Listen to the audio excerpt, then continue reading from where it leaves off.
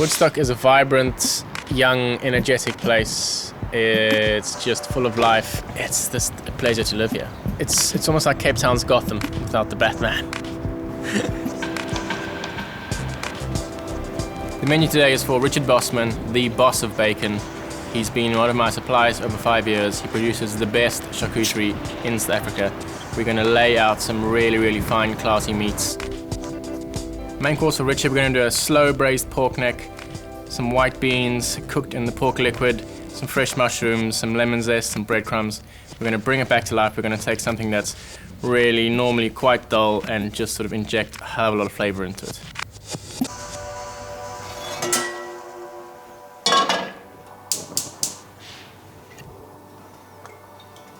So for our pork neck dish, first thing up this morning, we're going to get the pan nice and hot. Really nice sort of heavy based pan. It's going to cook for quite a long time, so we need to have a really even heat all the way through. Loads and loads of meat, really good fat marbling. All this fat and sinew is going to break down as it cooks. It's going to cook about 2.5 hours. And as you can see, all the sinew and stuff runs straight down, so you get to flake these really nice, luxurious chunks off of it. Just season it up quite simply. Always season your meat on both sides. It's no use only seasoning one side of your meat. There you go, smoking hot pan. Straight in. I'm just going to grab some shallots. And then we're just going to do some fresh thyme. Just straight in. Nice little snap and crackle. Of course, pork and apple are great friends, so we've got some really nice local cider here. About 300 mils, about 1 bottle for 1 pork neck. Let's go straight in. Just some really good quality chicken stock. If you've got chicken bones lying around, make your own. And then, here's another little chefy trick.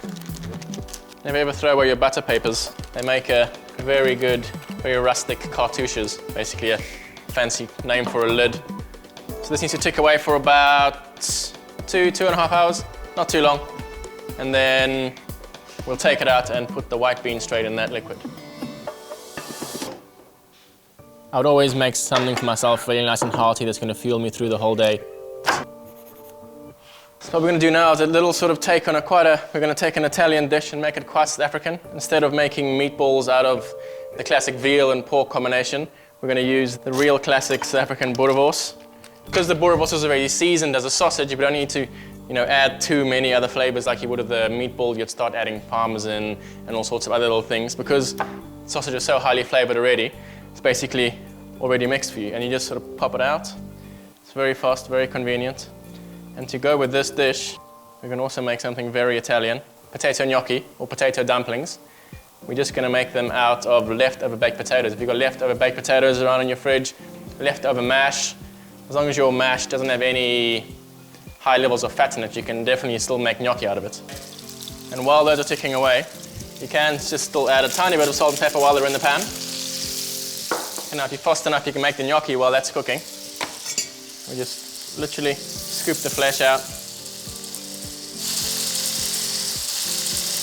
We just want to mash, semi-mash these up. You can be quite rustic with them because we're going to be diluting this with flour and egg. We want to get a really good seasoning in there. The main seasoning in the boerewors is that coriander seed. Really, really prominent, really nice. Let's take an egg yolk straight in. So a little mix around there, just a bit of egg yolk, just going to really help it bind. The gnocchi needs to go straight into boiling water, so we just get some water on for that. So yet again, just normal, plain flour, pop it in. You don't want too much flour in there, otherwise they're going to be really tough. Now's where you can get your hands involved. So the gnocchi comes together in a really nice workable ball, and then we just take it onto a floured surface and just roll it out into little, you can shape it whenever shape you like. It's really, really simple. Now if you really wanted to, you could just pre-cook these, just leave them in the fridge. They'll last up to 2 or 3 days.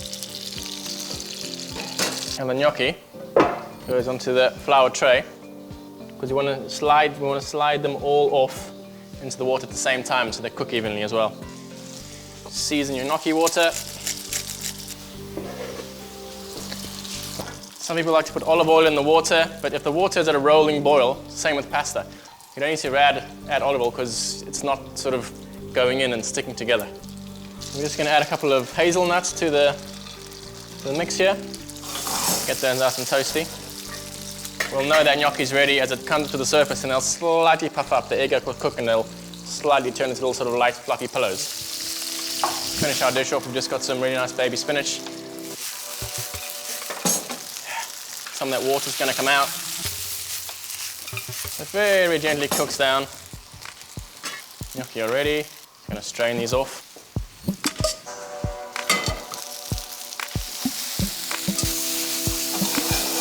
Do some cheddar cheese, just really nice and sharp.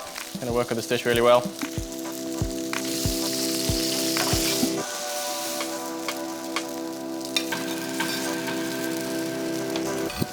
This just luxuriates it, gives it a nice bit of saltiness. This is always best eaten straight out the pan because you get the really sort of crispy pieces of the meatballs and there's really soft, light, fluffy gnocchis. And the sort of earthy hazelnut, sharp cheddar. It's a very easy dish. Very, very satisfying.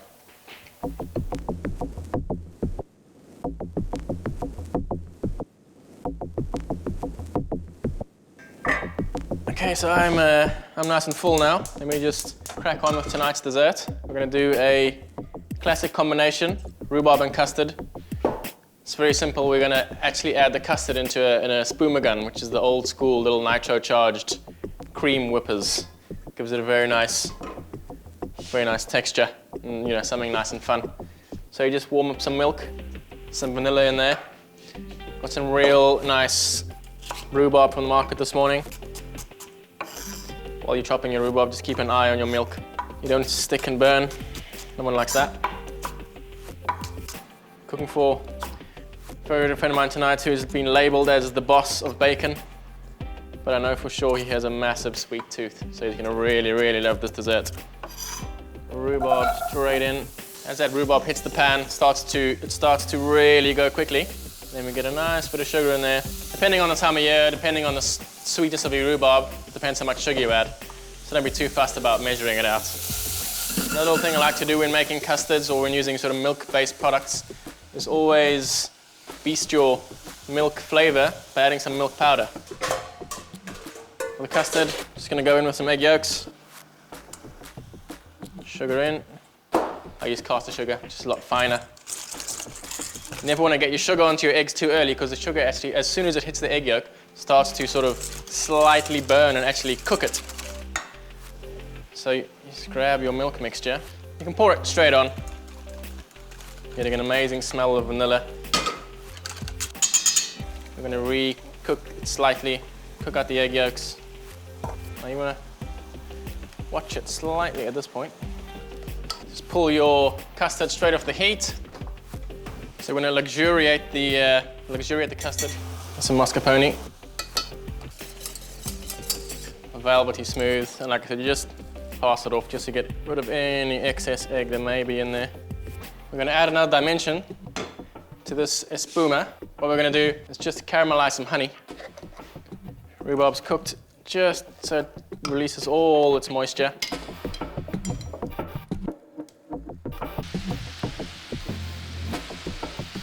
Okay, so the honey's almost there.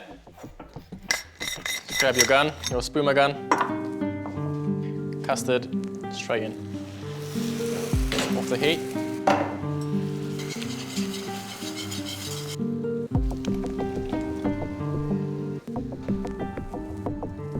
So we're going to chill, then we put it in the fridge, and then we're going to take this to the client's place and charge it up, and it makes a really, really light, fluffy custard for the rhubarb. So done. Okay, last thing, just going to finish off the cassoulet. So we've basically soaked little white beans. We've cooked the pork, we saw that in the beginning. And then we're going to take this beautiful pork neck out, let that rest, and sort of all the fibers sort of come back together. Then we're going to cook the cassoulet inside the stock. So as you can see, the pork neck slightly shrunk a bit. So this pork neck would have released its natural juices into the stock as well. So the end product of the cassoulet is going to be extremely highly flavored.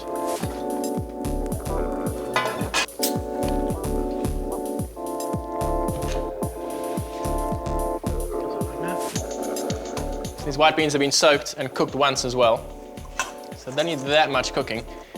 We just really want to take the flavor on. It'll take another half an hour maybe. Yeah, again, the beauty of a dish like this, it's quite hearty, but at the end we're going to get a bit of lemon zest through it, some mushrooms, some garlic, and it's going to really, really bring it back to life and sort of, you know, take something that's normally quite dull and boring, but really, really make it exciting.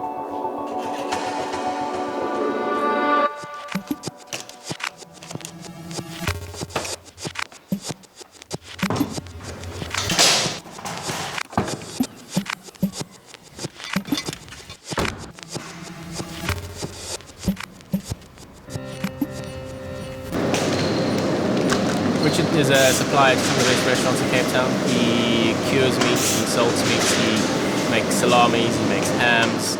He's got a massive passion for where his product comes from. So he only uses the best product to start off with, which means his end product is the best you can get. Wow, I'm always amazed when I come in here. It's one of my favorite places to be, I think. Such a joyous sight to behold, to see someone take so much time over producing something. We'll have a taste. Exactly. This looks like a bear clamp. It's an 18-month-old ham. Yeah. Started it in 2013. Wow. What we always say in the UK is you've got to be able to, read the paper through it. That's it. Yeah. You're gonna have quite sweet, huh? It is, yeah. Yeah. It's amazing. What we do is trying to use up every single thing. Of course, yeah. Of the animal. So we make crackling with the skin. We make, this is called guanciale. Mm-hmm. It's a part of the cheek. Cured the same way we do pancetta. Got this chorizo that I developed using saffron. And after a trip to Turkey where I was inspired by the flavors of Turkey, it was something that I came back and played around with. It's got saffron which is infused into the red wine that we use, and it's also got a little bit of cumin, pork and beef in the recipe. Cumin as well? It'll be the first time. Correct. It'll be the first time tonight that the guests are going to be tasting this. So we can do like a specific recipe. Saffron chorizo launch party. Definitely. Awesome.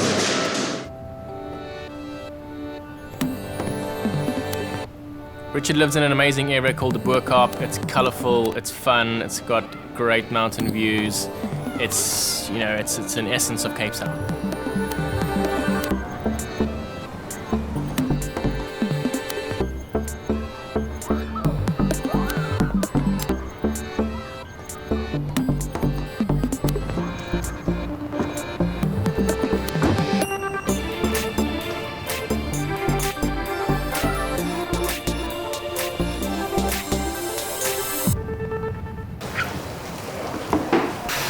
I'm a massive fan of using cured meats, especially Richard's, because a lot of time and effort and knowledge goes into this product. It's not just something that you get straight off the field. You know, you've got to have a lot of passion and knowledge to make these things perfect. Really nice, tight menu selection tonight. As you can see, as in my kitchen, keeping it nice and compact, nice and organized, headspace in the right place. Come in, get your stuff done, get your stuff organized, get your last minute prep out the way. Figs are nice and ripe. You can just imagine taking a little slice of pork cheek, wrapping it around a fig, putting it in your mouth. As soon as it hits your mouth, you're just gonna, you know, it's just gonna go. Whew. Extremely lucky to have some amazing prosciutto. I'll cut up some more of this stuff as well. Little chef's treat.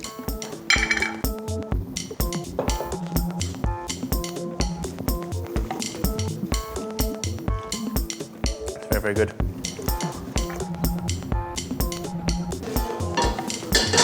There's always a bit of added pressure in cooking for Richard because he always has some of the best South African chefs come around for dinner.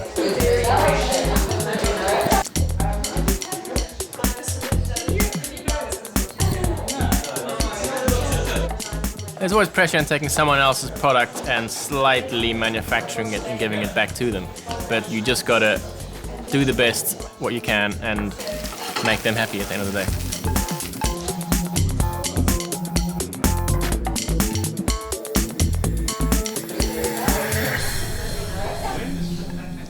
Just really eating this bread nice and toasted.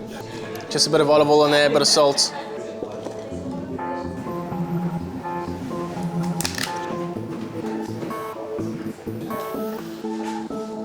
We make some space there, guys. Freshly toasted, crusty bread. The saffron chorizo, which I think is making its guest appearance tonight. Some fresh figs, some black figs, some purple figs, a little bit of honey, a little bit of sea salt, some cream cheese, and some really sharp cheddar. And of course, got the beautiful prosciutto here, just dressed with a little bit of olive oil. And yeah, the beauty of it is just getting involved. And thank you to Richard for producing such amazing produce. Pleasure. Tuck in and enjoy.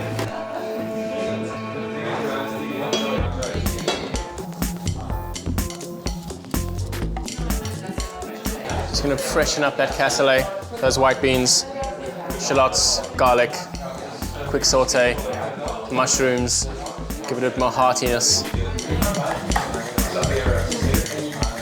We're gonna top with the cassoulet, just to bring that dish a tiny bit more texture. We've got some breadcrumbs toasting, a little bit of lemon zest in there. Also got a bit of the pork neck braising liquid. We're gonna put that in. When those mushrooms are softened down, it's gonna break them down even more. Really freshen it up through those cassoulet beans.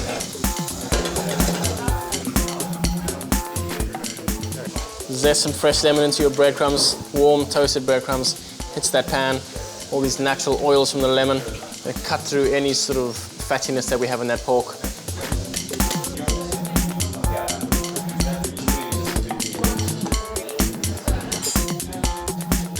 Run your knife through the chives, of course, super sharp knife. Not downward chopping movement, bruises the herbs.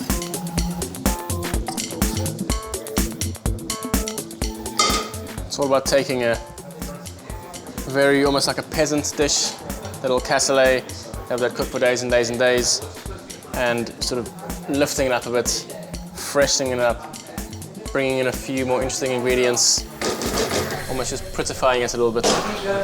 Also the beauty of something like this, now it's done. It's not going to go anywhere. We can just slide it straight off. It doesn't need to be so piping hot. It's just going to really support that crispy, soft pork. We're going to add a couple of little cheeks as well. Just ripple them on top.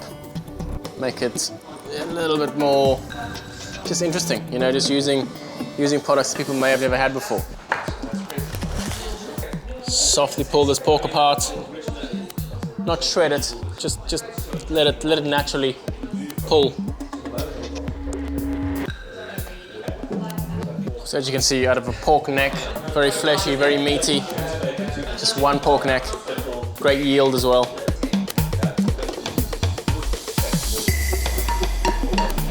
Same pan back on, while those breadcrumbs are still nice and warm. Grab yourself some parsley, slightly bruise it, slightly just break those cells down. Straight into your cray. And just picture it going pork, breadcrumb, lemon zest, richness of those white beans. The ultimate little bite. Every day I try.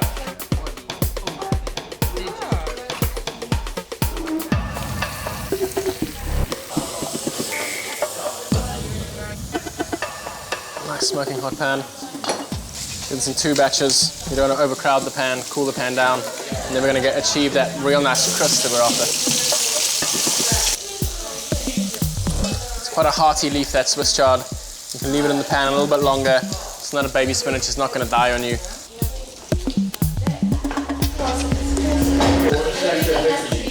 Extremely rich, this pork cheek. Actually lots of fat, literally one slice.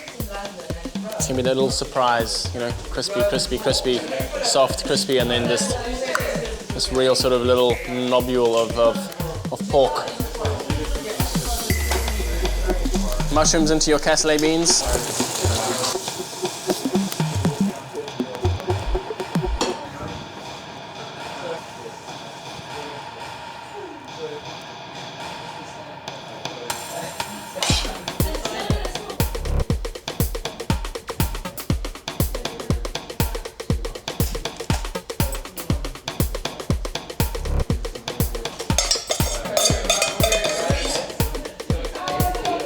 Are you ready, guys? Yes. Rock and roll.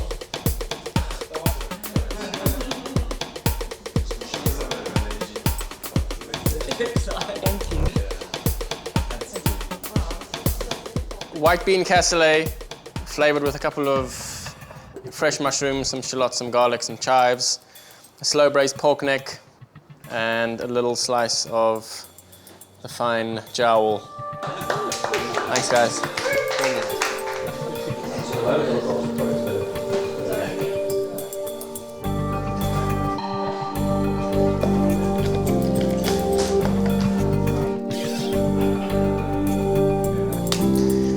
Burnt honey custard in here. Perfect little accompaniment to the rhubarb. Grate some almonds on top for a tiny bit of texture. Almost look like a little sort of snowfall on a little Swiss mountain. Beautiful end to a nice meal like this. Tones it down a bit. Had a lot of sharp, strong flavors. So you just want something really nice and neutral.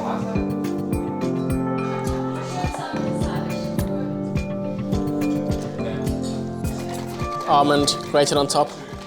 Gives it a slight bit of nuttiness, a little bit of oiliness in the almond as well. Helps balance that sweet sharpness in the rhubarb.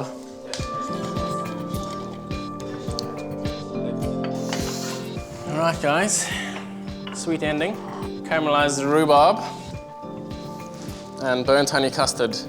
It's quite a fad at the moment, burning things. I'm not the biggest fan of it, but this is quite good. But you're so good at it. Well, fads or burning stuff?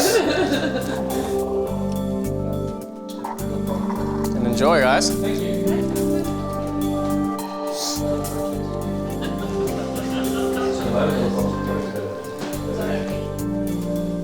It's actually damn nice. It's very tough. No, it's like divine. Well, yeah, it's the balance of the rhubarb and the custard and the honey. And No, it's really they should play nicely together.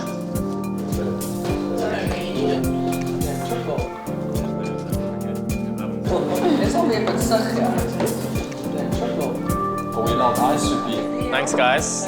Always a pleasure. Yeah, it's very enjoyable watching people, smiley, happy people, enjoying the fruits of my sort of really hard day's labor and just having fun and enjoying themselves.